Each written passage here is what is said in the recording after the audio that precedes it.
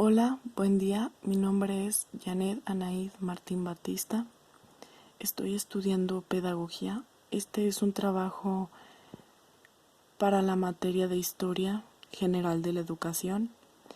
Y este video se tratará de la recopilación de autores del siglo XVII y XVIII. En este video se mostrará, como ya mencioné, esta recopilación de los autores que han aportado grandes ideas a la educación y a la pedagogía en el siglo XVII y XVIII, como ya lo había mencionado. Desde tiempos atrás, es decir, desde estos siglos y antes, han buscado llevar la educación a su máximo potencial, es decir, buscar cuál es las mejores ideas para la educación de los niños, de los alumnos, y así puedan desarrollarse al máximo. El realismo y el humanismo se hicieron presentes y de mucha importancia en este tiempo. De las cosas más importantes eran la ilustración, pensadores y políticos.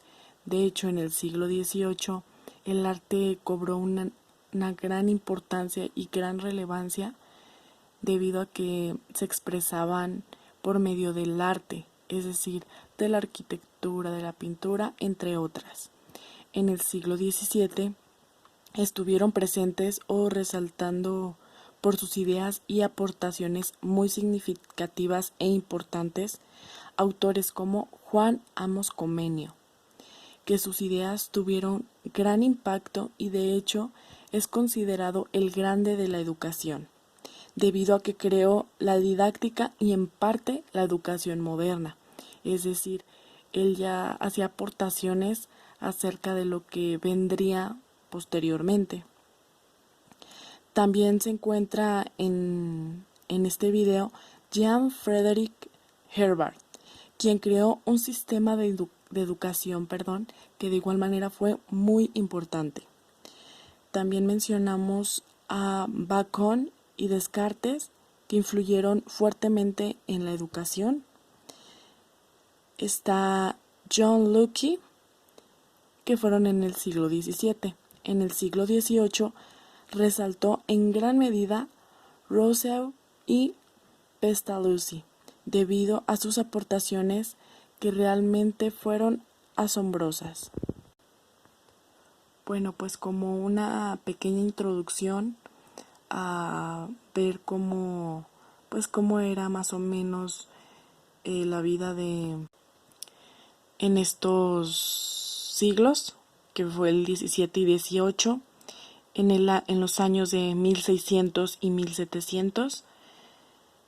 La edad moderna, contaba con cierta cultura, religión y lazos económicos con la comunidad europea, gracias al mercantilismo que ayudaba a los estados y fue al impulso de las actividades comerciales que llevaban a cabo sus actividades económicas. En el siglo XVII, algo que había era el absolutismo, que esto se refería a darle el poder absoluto al rey. Es decir, que todos los ciudadanos y los que trabajaban para él le tuvieran que dar explicaciones de cada acción o decisión que estos tomaran. Por parte del rey no era necesario que él diera algún tipo de explicación a alguien ni a nada. La ciencia avanzaba, como hoy en día, a pasos agigantados, y esto ayudaba a las actividades económicas. En sí, la ciencia iba desarrollándose demasiado rápido que cualquier cosa, y por tal motivo llegó el siglo de las luces. Y la razón absoluta la tenían la razón y el pensamiento empírico, por lo que este movimiento se le conoció como exaltación de la razón, como la luz de la guía hacia la verdad y el progreso. en donde el ser humano sí podía conseguir la felicidad y la plenitud completamente. Lo único que pues tenía que hacer era comprender la naturaleza y el universo. En este siglo, surgieron grandes cambios, pero no había igualdad. Por tal motivo, decidieron crear el movimiento llamado Barroco, que lo principal que este movimiento buscaba era el dramatismo, en donde podían expresarse por medio del arte, como se los había comentado anteriormente, es decir, la arquitectura, el teatro, la literatura, la pintura, la música, entre otros. Este movimiento es la Contrarreforma católica. De igual manera, las iglesias católicas salían beneficiadas debido a la arquitectura que se iba desarrollando, que creaban esculturas impresionantes y de esta manera las iglesias podían lucir muy bonitas. Ahora adentrándonos un poco más y ahora hacia lo que son los autores, de los principales fueron, o más bien el principal en esta lista es Juan Amos Comenio, que él en educación se adelantó, ya que mencionaba lo que serían nuevos modelos en nuevos modelos educativos actuales. Es decir, él propuso ideas que de hecho iban más allá que serían más en la educación moderna o futura. Para él, el objetivo de la educación debería de ser de todo para todos. Es decir, no a lo mejor se refería a que los niños que todos aprendieran lo mismo o que todos estuvieran aprendiendo demasiado avanzado ni nada de eso, sino que se refería a que los alumnos pudieran conocer la manera en cómo ellos aprendían, que ellos aprendieran más acerca de la ciencia, la religión, el arte, su cultura y y todo lo que aprendieran les sirviera en su vida cotidiana para que pudieran tener una vida digna que ellos quisieran vivir. Él comentaba que cada niño debería de estar en algún salón con los niños de su misma edad, es decir, que no hubiera variaciones de edades en un mismo salón. Hoy en día vemos que esto se maneja como él había propuesto. Los niños están en su generación, que es la educación graduada, pero anteriormente no se manejaba así. También comentaba que los niños no deberían de ser castigados en la educación. Proponía que la educación estuviera apoyada con estrategias variadas, como las imágenes, que los ayudara a tener un mejor aprendizaje, entre otras cosas. Comentaba que la educación debería de ser gratuita y beneficiaria para todos, con el fin de que fueran personas productivas en algún futuro. Podemos ver que hoy en día ha cambiado un poco esto. Ahora más personas pueden estudiar con un poco más de facilidad, que antes. Sin embargo, aún falta mucho para que todos puedan tener acceso a la educación, pero poco a poco creo que se podría lograr esto. Para él la educación era libertad y felicidad completamente. Otro personaje importante es Jean Frédéric Herbart. Él formuló ciertas distinciones y reglas didácticas que han corrido con una fortuna acaso superior a su mérito. Por ejemplo, la educación estaba basada en instrucciones. Él gobrina y las disciplinas como se mencionaba en el documento en el que se consultó. También analiza los procesos que se han implementado a la educación, en la cual es una orientación, que se les ofrece al niño para que puedan desarrollar habilidades que lo ayuden a cumplir objetivos y según su contenido puedan ser explosivas, analíticas y sintética.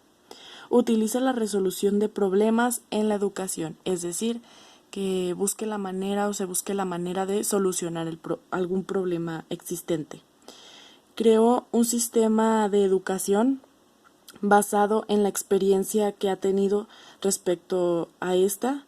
Él ve la educación como una forma de que el ser humano pueda ser libre, claro, sin que, siendo responsable de sus actos y decisiones que cada persona decida tomar. Él hablaba de dos procedimientos para captar la realidad, la apreciación que se refiere a identificarte con el pensamiento y la reflexión. Todo esto con el fin de ver claramente el problema y de esta manera pues poder solucionarlo, como ya había comentado. Una parte importante de lo que propuso fue la relación del maestro, o más bien fue una actitud del docente o actitudes del docente, ya que para el aprendizaje es una parte fundamental la relación del alumno con el maestro para que el alumno pueda adquirir el conocimiento. Por tal motivo, el maestro debería de ser empático, creativo y tener carisma para que sus clases sean interesantes para el alumno y llamen su atención. Johann Friedrich Herbert se enfocó en el funcionamiento de la mente, realizando una teoría acerca de cómo el alumno puede aprender o memorizar de mejor manera. Sigue Bacon y Descartes, que influyeron en la pedagogía en el siglo XVII, como los que ya habíamos mencionado, representada por Bacon, y las ideas las propuso Descartes. Estas ideas no representan formalmente a la educación, pero sí son de gran importancia. Tomaron en cuenta la ciencia y lo natural. Bacon considera que se debe utilizar algunos métodos de diferentes formas para que así el alumno pueda lograr un mejor conocimiento. Por otra parte, Descartes considera que las técnicas ayudan más de manera de la imaginación que de las cosas, es decir, empirismo e idealismo. A continuación hablaremos de John Locke, que es un pensador considerado padre del empirismo y el liberalismo moderno. Él cree más en lo que se ha pensado y reflexionado que en las probabilidades. Menciona que para obtener conocimiento, primero se debe sentir y después pensar. En cuanto al docente, opinaba que debía favorecer al desarrollo del niño, más aparte tener iniciativa y desenvolver la libertad completa. Por tal motivo, él, como lo mencionaba, él creía pues más en lo que se ha pensado y reflexionado. Esta era su manera de ver que era pues la mejor manera de aprender, ¿no? Ok, siguiendo con esto, a continuación presentaremos dos autores que cobraron demasiada importancia. Esto fue en el siglo XVIII y estamos hablando de Rousseau y Pestalozzi, de los pedagogos más importantes en el siglo XVIII y que fue el siglo más bien que exponen las ideas literarias y didácticamente. Pestalozzi desarrolla un movimiento en el cual ayuda al alumno a conocer su personalidad y pueda tener una educación integral y basada en valores. En este siglo se había logrado un gran desarrollo de la pedagogía considerable, es decir, pues gracias a los autores que ya había mencionado en el siglo XVII, que sus aportaciones realmente fueron impresionantes y fueron tomadas en cuenta. Ahora surge este nuevo siglo que fue el XVIII, que con estos dos pues grandes también autores que ayudaron a la educación, se ha podido pues mejorar esta para los alumnos. Entonces, Pestalozzi buscaba la mejoría del pueblo. Ese era su objetivo, mejorar el pueblo. Por tal motivo, él decidió entrar por medio de la educación, que se inspiraba en su espíritu humanitario y donde el núcleo de cada persona y demás era la familia. Y creo que niños que aprendieran mientras realizaban sus actividades. O sea, en lo personal me parece impresionante pues la forma en cómo él veía la educación, en cómo él por medio de la educación quería ayudar, la importancia que tenía la familia en cada uno. Entonces se encuentra también Juan Jacob Rousseau, que él opinó acerca del naturalismo, que comentaba que Pestalozzi y decía que, o sea, opinaba acerca de lo que había aportado Pestalozzi, y él decía que era importante, pero era conveniente hablarse más del humanismo que del naturalismo. Él consideraba que el alumno aprendería más si lo dejaban ser, es decir, si le dieran la libertad y la oportunidad de experimentar y equivocarse, es decir, que aprendiera de sus experiencias, que si alguien le decía como de esto se hace, esto no se hace, o si alguien le facilitara la información. Él consideraba que al cometer errores las personas podían aprender de mejor manera. De su por otro lado, esta que le da inicio a la separación de la psicología del niño y la psicología del adulto, es decir, mostraba la relación que había entre ambas. Sin embargo, ella separaba más la psicología en una etapa y en la otra. Pues bueno, después de haber mencionado a estos autores y la aportación que ellos habían pues dejado en la pedagogía y en la educación, llegamos a la conclusión en donde debo de decir que cada vez que pues iba aprendiendo más o iba conociendo más acerca de la historia, en este caso de estos autores y de sus aportaciones, en lo personal me va gustando más lo que cada quien iba haciendo. Siento que sí han dejado huella, porque muchas aportaciones que ellos dieron aún se siguen tomando en cuenta y se siguen practicando. Es impresionante cómo va evolucionando y cómo va mejorando la educación. Claro, aún falta, pero siento que ha mejorado, y que puedan en donde los alumnos, puedan desarrollar su máximo potencial. Estoy impactada de la manera que han surgido los cambios, de cómo va evolucionando la forma de tratar a los alumnos, de ver cómo van aportando para que ellos puedan aprender de mejor manera. Claro, en la educación, como en todo, depende de la cultura de la cultura, que el lugar en donde cada alumno se encuentra está, ¿no?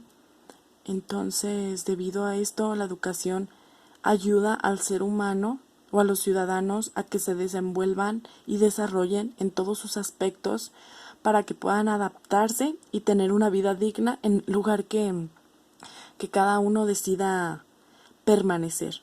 Debo reconocer que a mí en lo personal todas las aportaciones me parecieron increíbles, pero el que más me llamó la atención desde el principio fue el grande de la educación, que estamos hablando de Juan Álamos Comenio, debido a que pues él había comentado acerca de que los alumnos deberían estudiar o estar o llevar a cabo los mismos conocimientos de su misma edad. Entonces, hoy en día se sigue practicando así. También que los alumnos no deberían de ser castigados en la educación. También eso me pareció importante, que la educación, que todo, perdón, de la educación fuera para todos, que fuera gratuita y que pudiera beneficiar al ser humano. Eso me llamó mucho la atención, pero en sí todos los autores aportaron grandes cosas. Llegamos a la parte final, aquí se muestran las bibliografías y por mi parte es todo. Que tengan muy buen día y hasta luego.